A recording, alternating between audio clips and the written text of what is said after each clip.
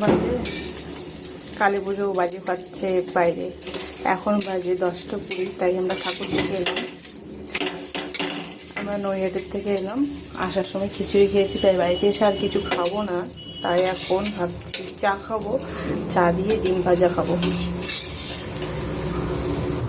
দুজনের জন্য। লাল চা দিয়ে কিন্তু ডিম ভাজা খেতে দারুণ লাগে।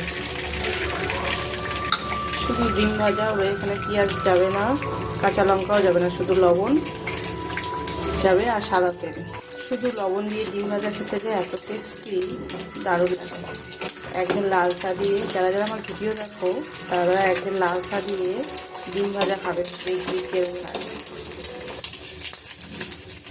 এ হচ্ছে না কেন?